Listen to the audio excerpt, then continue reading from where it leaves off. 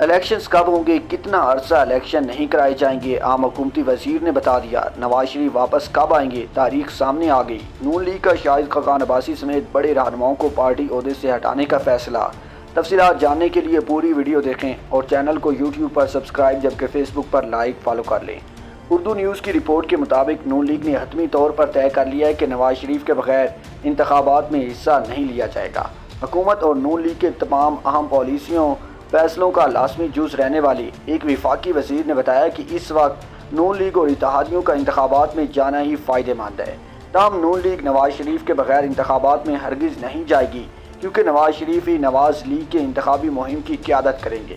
Report میں مزید کہا گیا ہے کہ جب تک نظر ثانی سے متعلق قانون سپریم کورٹ میں زیر التوا ہے اس وقت تک نواز شریف تاحیات نااہلی کے فیصلے کے خلاف اپیل نہیں کر سکتے۔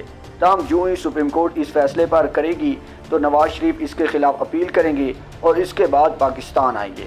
وفاقی وزیر نے یہ بھی کہا کہ اگرچہ ایمرجنسی نافذ کر کے اسمبلی قرارداد کے ذریعے اسمبلی مدت میں اضافہ کیا جا سکتا ہے لیکن ایسی کوئی بھی تجاویز زیر غور نہیں۔ ایسا کوئی مشورہ کسی اتحادی کی جانب سے ابھی تک سامنے نہیں آیا۔ ایک اور سوال کے جواب میں کہا کہ صدر مملکت اپنی مدت پوری ہونے کے بعد نئے صدر کے انتخابات تک اپنی ذمہ داریاں جاری رکھیں گے۔